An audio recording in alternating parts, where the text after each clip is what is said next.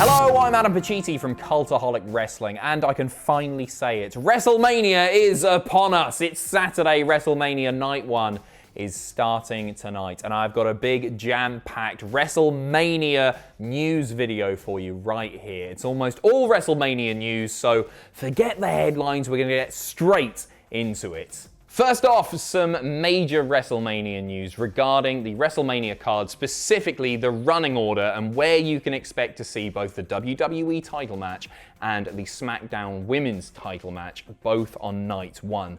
One of these stories was broken by the inventor of women's wrestling, as Ross would say, Stephanie McMahon, and it's been added to by WWE officially on their social media since. Stephanie earlier in the day confirmed that Sasha versus Bianca will headline Night 1. WWE have since tweeted out, history will be made when Sasha and Bianca headline Night 1 of WrestleMania with the SmackDown Women's title on the line. But, as I say, they've added to that, now saying that the WWE title match between Drew McIntyre and WWE Champion Bobby Lashley will open the show.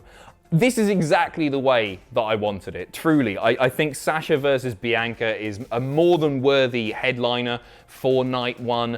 I see it as not necessarily a passing of the torch from Sasha to Bianca, but a match that will be the making of Bianca, somebody that has all the tools to be a true main event star, and a big babyface win you would have to expect to close out Night 1. As for the WWE title match going on first, it still wouldn't surprise me if Drew wins it. In fact, I would suggest that he's still certainly the favourite. However, I don't know, maybe they'll open with Bobby retaining. I've backed Bobby, and the more I think about it, that's just a personal preference, really speaking.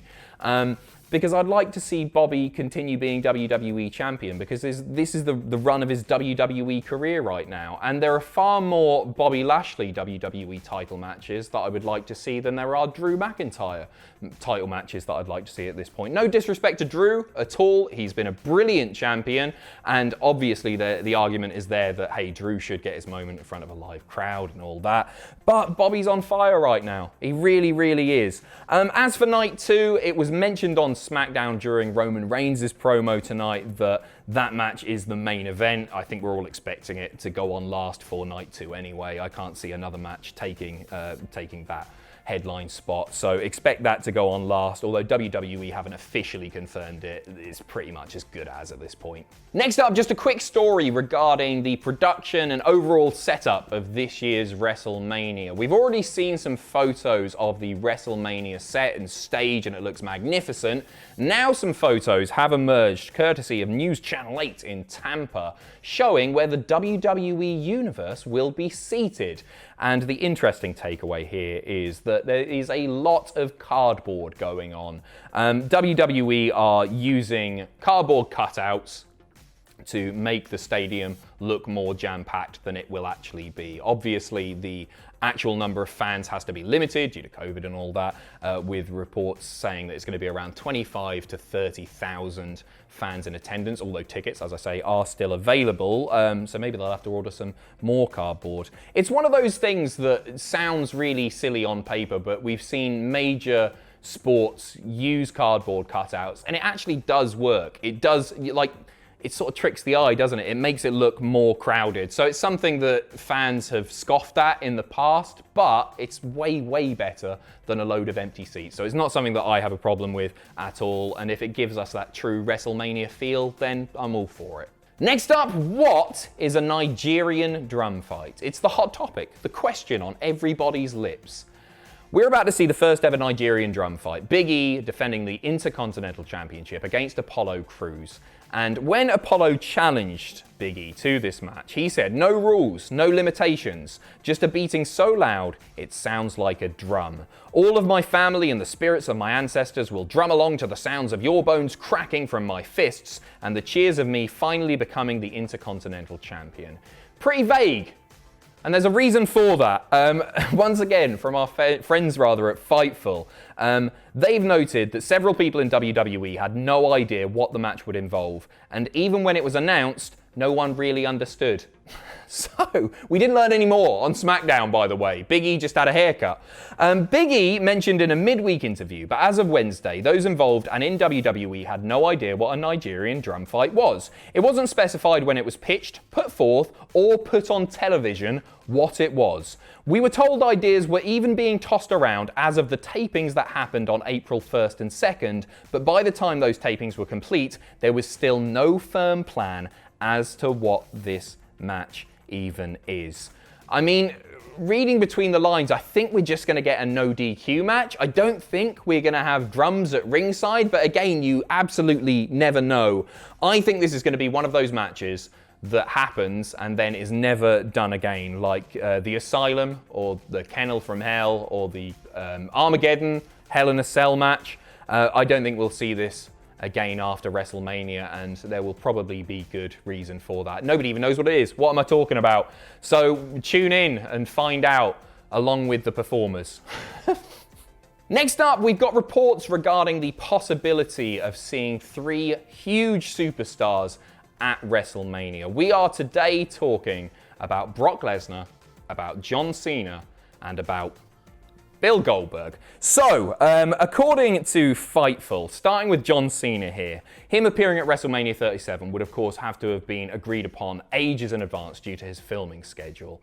However, the report does state, with that being said, several superstars claim that they would be surprised if Cena wasn't involved at WrestleMania in some capacity. Personally speaking, I don't think we're going to see him there because I think they would have announced something with Cena ahead of time, because not only would it spike the buy rate, but also they've actually still got tickets to shift, and Cena is of course a massive draw. So I don't think we'll see him. If we were to see him there, we're obviously not going to see him wrestle. Maybe he'll just come out and wave. He doesn't wave like that, but do a bit of a wave, something. I don't know, time will tell and all that, but I don't quite believe it personally. I don't think we'll see him. Brock Lesnar, the latest report from Fightful saying that he hadn't been planned for the event as of February. So a little while ago, during that time, that's when the discussion started about putting Daniel Bryan in the Universal title mix, making it a triple threat match, which of course has happened, although Sonya Deville saying some interesting stuff on SmackDown regarding Daniel Bryan being in that match and how she doesn't agree that he's there. So who knows how that's going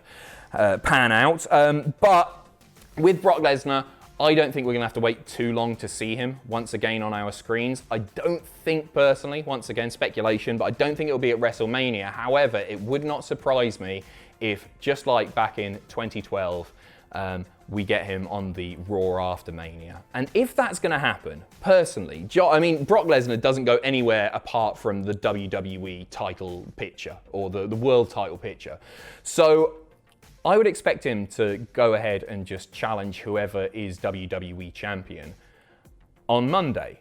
To me, the more tantalizing match there is Bobby Lashley. We've seen Drew versus Brock before.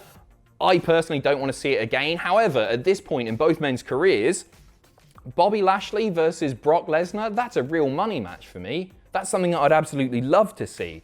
So yeah, who knows when we'll see Brock Lesnar, but he hadn't been planned for the event as of February. As for Goldberg, his name was briefly discussed for a WrestleMania match earlier this year, but he wasn't figured into creative plans. Thank the Lord. No, that's all good stuff, but it must be noted, they do say that he does have another match on his contract for later this year. So don't expect to see him at WrestleMania, obviously, but hey, when SummerSlam rolls around, perhaps we'll see Goldberg come back and squash another one of our heroes. No, you know what? He's a proven draw. He really is a proven draw. As frustrating as it has been to see Goldberg on our screens with regard to the booking, he does get people tuning in. So there you go. And finally, Chris Jericho is winding up all of social media once again, this time with a magnificent troll job, it's got to be said. Chris Jericho posting a photo of himself in front of WWE's corporate jet, tagging that photo at Tampa International Airport, captioning the photo, "Hey, I recognize that plane." Right, everybody is talking about wrestling this week because it's WrestleMania week, of course, and Chris Jericho here, in my opinion, is trying to put some eyes on himself. It's a very Chris Jericho thing to do, a pretty clever thing to do, actually. Who knows when this photo was taken? It's a pretty recent one, that's for sure. Maybe when they flew him in for the Steve Austin thing, he took it then and he's just been sitting on it until now. But yeah, you've done your job, Jericho. You have, because here we are reporting on it. And don't expect to see Chris Jericho at WrestleMania. It's not going to happen, but yeah, good job, Chris. Thank you very much for watching, much appreciated. You can catch me for nights 1 and 2 of WrestleMania, live reactions taking place on the channel. Stick around for Graded, for WTF, and heaps more great WrestleMania content coming. So thank you very, very much for watching. All the best. Good night. I'm going to bed now. Oh.